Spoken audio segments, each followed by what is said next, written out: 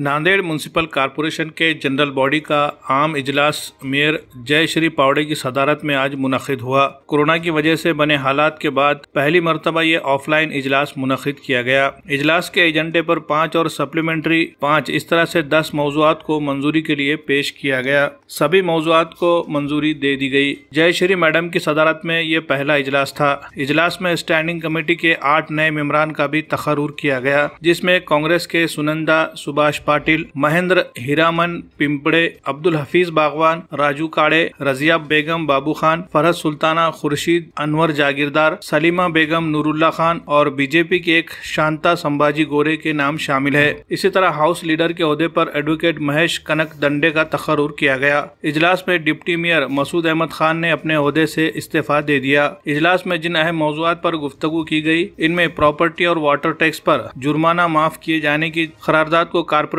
मुंतजिबुद्दीन की जानिब से रखी गई। वाज़ेह है कि गुज़िश्ता दिनों म्यूनसिपल कॉरपोरेशन इंतजामिया ने प्रॉपर्टी और वाटर टैक्स पर जुर्माना माफी स्कीम शुरू की थी, जो 30 सितंबर को खत्म हो चुकी। इस मामले में मुंतजिबुद्दीन ने करारदाद पेश की और बताया कि पिछले 1.5 साल से कोरोना की वजह से लोगों की आमदनी मुतासिर हुई है और लोगों को टैक्स अदा करने के लिए मजीद मोहलत देना जरूरी है। मुंतजिबुद्दीन की करारदाद को मंजूरी देते हुए 31 दिसंबर तक जुर्माना माफी स्कीम को तौसी दी गई। इजलास में म्यूनसिपल कॉरपोरेशन के मुलाजिमीन को नए महंगाई भत्ते के तहत तनख्वाह मंजूरी की करारदाद भी रखी गई, जिसे मंजूर कर लिया गया। इसी तरह बरकत कॉम्प्लेक्स ता ज्ञान माता स्कूल की तरफ जाने वाली टीपू सुल्तान रोड की मरम्मत के काम को भी मंजूरी दी गई। जनता मार्केट व अतराफ के अहाते की बाज़ाबातकारी करने की करारदाद को भी मंजूर किया गया। इजलास में म्यूनसिपल कॉरपोरेशन के मुलाजिमीन को नए महंगाई भत्ते के तहत तनख्वाह मंजूरी की करारदाद को भी मंजूर किया गया। इसी तरह बरकत कॉम्प्लेक्स ता ज्ञान माता स्कूल की तरफ जाने वाली टीपू सुल्तान रोड की मरम्मत के काम को भी मंजूरी दी गई। जनता मार्केट व अतराफ के अहाते की बाज़ाबातकारी करने की करारदाद भी मंजूर की गई। म्यूनसिपल कॉरपोरेशन के ठेकेदारों पर एक मुश्त तनख्वाह पर खिदमत अंजाम देने वाले मुलाजिमीन को मुस्तकिल मुलाजमत पर बहाल करने का मुतालबा किया गया। इजलास में म्यूनसिपल कॉरपोरेशन के अस्पतालों में कोरोना वैक्सीन के बारे में की जा रही सख्ती पर रोक लगाने के लिए भी आवाज उठाई गई और म्यूनसिपल कॉरपोरेशन के हेल्थ ऑफिसर का अवाम के साथ नाखुशगवार रवैये पर भी इन्हें तनखीद का निशाना बनाया गया और उन्हें वहां से हटाकर दूसरे मौजूद शख्स का तखर्रुर करने की मांग की गई। इस मामले में म्यूनसिपल कमिश्नर डॉक्टर सुनील लहाने ने वैक्सीन की सख्ती के बारे में जारी किए गए अपने लेटर को वापस लेते हुए अपील की कि अब अस्पताल में तमाम अफराद को आने की इजाजत होगी। वैक्सीन के मामले में सख्ती नहीं की जा सकती। पहिली जीबी होती आणि बहुतांश विषय हे सगळे प्रशासनाचे होते। त्या अनुषंगानं चांगली जीबी झाली, कारण जे महत्त्वाचे विषय होते ते त्याच पारित करण्यात आले, ठराव पास झाले।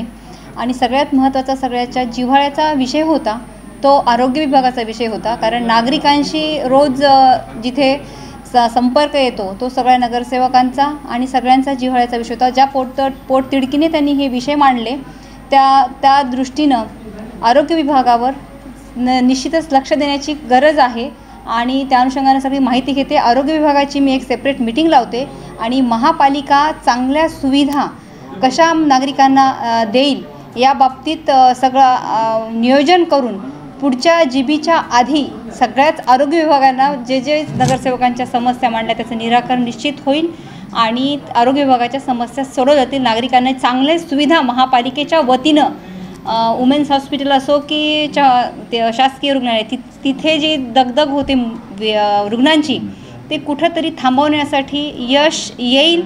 फक्त मानसिकता आहे, सहकार्य जर आरोग्य अधिकाऱ्यांनी सगळ्यांनी जर महापालिकेच्या टीमनं केलं तर सगळे प्रश्न सोडवले जातील।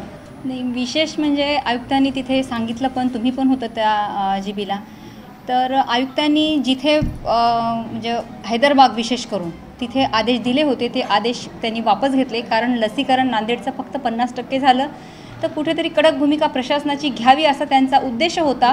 पण दिलगिरी व्यक्त करत त्यांनी लसीकरणाचा हा निर्णय त्यांनी एका ठिकाणी दिलेला आदेश वापस घेतला आणि बहुतांश ठिकाणी आरोग्य अधिकारी फक्त विचारत होते, पण काही ठिकाणी झालं तर एखाद्याचं सगळीकडेच पसरलं जातं ते, तर त्या अनुषंगानं सगळीकडे तसं कुठे झाले नाही।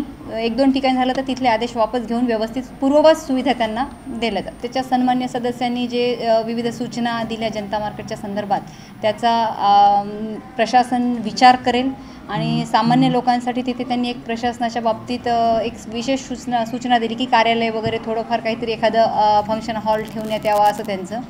तर सगळं ते विचार करून GB समोर ठेवून ते पुन्हा जे काही असेल त्याचा निर्णय घेतला जाईल एवढं ते सगळ्यांचं सहकार्य लाभलं. सगळ्या नगरसेवकांचं विशेष त्यांचे मी आभार मानते की त्यांनी या GBमध्ये पूर्ण सहकार्य आणि मार्गदर्शक अभ्यासपूर्ण सूचना दिल्या आणि आयुक्त साहेब आणि प्रशासनाच्या वतीनं त्याचं पालन केलं जाईल एवढं मी सांगते. देखिए, पिछले 1.5 साल से आप देख रहे हैं कोरोना की वजह से आम जिंदगी बुरी तरह मुतासिर हुई है, लोगों की आमदनी मुतासिर हुई है.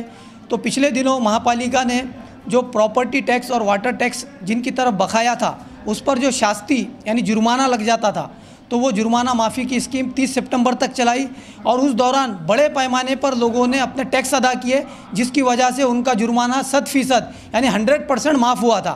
तो पिछले ही दिनों मैंने कमिश्नर साहब को एक लेटर दिया था, मगर म्यूनसिपल कॉरपोरेशन का आम इजलास में इसको मंजूरी होना ज़रूरी था. आज इस करारदाद को भी मंजूर किया गया और इंशाल्लाह बहुत जल्द इसका ऑर्डर निकल जाएगा और तमाम नांदेड़ शहर के लोगों को जिन पर शास्ती लगी हुई है प्रॉपर्टी टैक्स और वाटर टैक्स पर, वो मुकम्मल 100% शास्ती माफ़ी का ऐलान आज कर दिया गया है.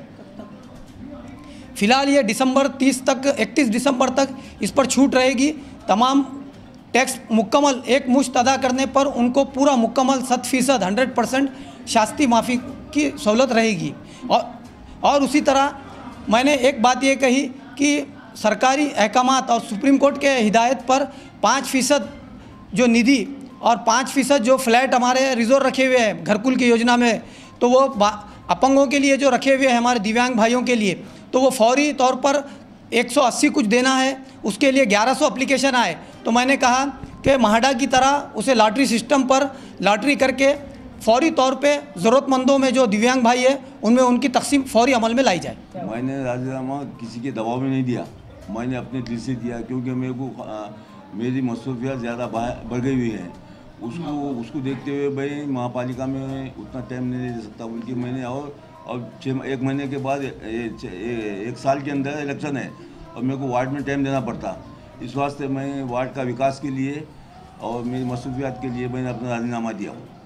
मैं अशोक चौहान जो माजी मुख्यमंत्री है, अभी सार्वजनिक बांधकाम मंत्री है और नांदेड़ जिले के पालक मंत्री है, उनका मैं तहे दिल से शुक्रिया अदा करता हूँ. और DP सावंत साहब, अमर बाबू राजूकर, दक्षिण के आमदार साहब और हमारे चेयरमैन साहब और हमारे कमिश्नर साहब, एडिशनल कमिश्नर संधू महाराज और जितने भी अधिकारी है, पदाधिकारी है और नगर सेविका जो मेरे को मेरे कार्यकाल में मेरे को साथ दिए हैं, मेरे को साथ में लेके चले और मैं भी उनको साथ में लेके चला हूँ.